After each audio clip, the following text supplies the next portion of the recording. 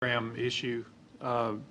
Dr. Unger may be able to address that. I haven't heard on that yet. We've been reorganized since then, so that's where the energy has gone. Do you want to? The question was the thoughts and plans for an international workshop.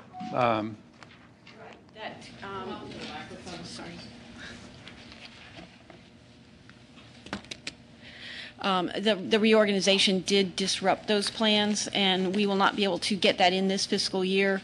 But we are making, renewing those plans. So it won't be this fiscal year, but next fiscal year. And we think that'll be more timely once we have the data from the Georgia surveillance and have the metrics that we need in order to compare all the various permutations that could be involved in case definition. So we're beginning work on that. So we might anticipate a 2011. Well, fiscal year. Fiscal year 2011. Yes, October to October. Yeah, somewhere in there. Right. So if we start making plans now, we should be able to get it done that year. Thank you. Oh, sorry, Nancy. And then Susan. Sort of going back to the overall topic, but some of it involves the CDC. If you look at all of these, nicely done, Wanda, for your staff to put all this together. In my mind's eye, they break down to, if we could just do it financially, things that cost money, things that redirect money, and things that don't cost anything at all. If we could sort of swing through these things with that kind of thought in mind, there were some things that cost nothing at all, like the letter from the secretary. There was a number of more validating types of strategies here and educational strategies that weren't costly.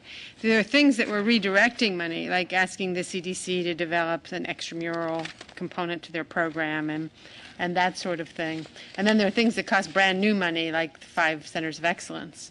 So if I might suggest that the problem is that our new committee members haven't, we've all been bathed in this. We go over these things every single time we meet, and it's been an exercise in frustration.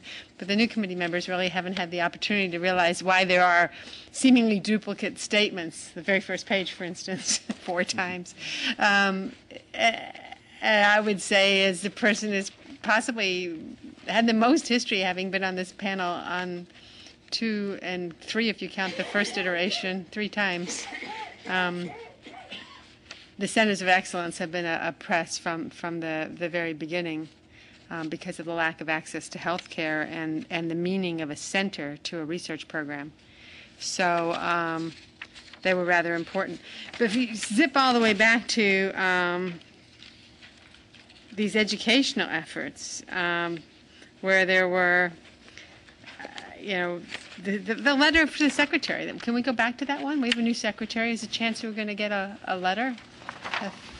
Can you give us a page or a number reference? Let's see where that one. Let's way in the back. Surgeon General letter is 2B507. That's great. Perfect.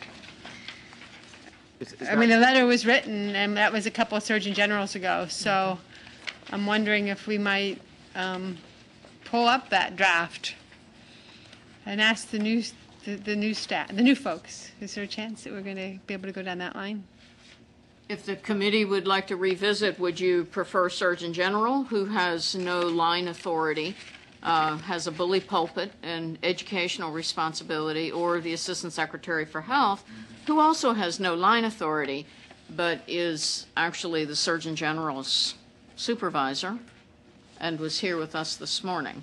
That would sound like a good change to the strategy. He's more commonly the person in touch with state and local health officials. Yeah. The Surgeon General does, but their roles are different. Missions are different. Is it possible to get someone from the Surgeon General's office to be actually a liaison or ex officio officer to this particular committee?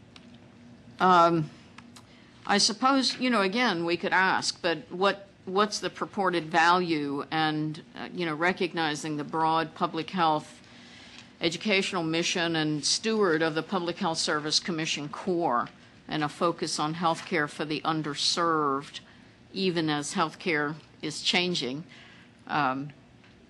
If you can define and articulate a role, we can, and in particular, if you want to make a recommendation that they be added ex officio, we can, yeah. I think when we were doing that letter before, didn't You're not just talking to me, remember, you're right, talking I'm talking to to the the group. committee. I'm sorry, so. and you may all remember better than I, but didn't someone from the Surgeon General's office work with the group, or at least with the chair of someone the group, did at that to point, I'm develop sure. the letter and so on? And then I thought the end result was, and you'd have to look through the minutes, but I thought the end result was that he didn't feel there was enough information yet, or something like that. I think we should revisit that, and if you want to toss that to a subcommittee to revise the letter and review it, I would very much like to bring that back up on the high burner. Whether we go Surgeon General route or whether we go Secretary Right, of which Health of the route. subcommittees would that be? That would probably be, yeah. So, My only concern, Nancy, is that, I mean, but it's already written, so. It's written. I think we should pursue it. I'm not saying we shouldn't. And maybe we should farm it out to one of the subcommittees. My concern about all these recommendations is that I don't see a strategic plan. I mean, I don't see kind of something that's targeted, that's focused, that has several objectives that we can all get behind and really focus on. I see so many different pieces here that I don't see the strategic piece of it where we're actually has a chance to affect things in a more focused way. And that's my concern as I'm looking through all these recommendations. And I know that Wanda Jones a number of times has said to us we would be more successful if we could somehow target ourselves in terms of what we're trying to accomplish. So anyway. Jason. Just to respond to that, I think that the problem is that when we've gone broad and we've looked at centers of excellence which have really encompassing all the issues we wanted, the ask is too large.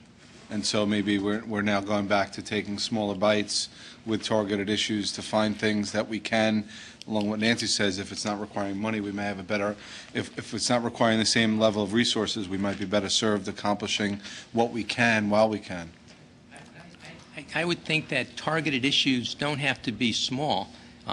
Targeted issues can be very large, and they could be accomplishable, and they could set the agenda and set the bar high.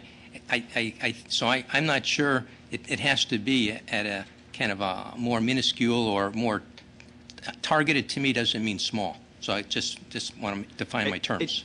Sorry, Susan. Yeah, what I would want to know is like what exactly is entailed in starting a center of excellence, and how, literally the nitty-gritty of how one goes about doing that, and what agencies does one have to go through for that kind of thing.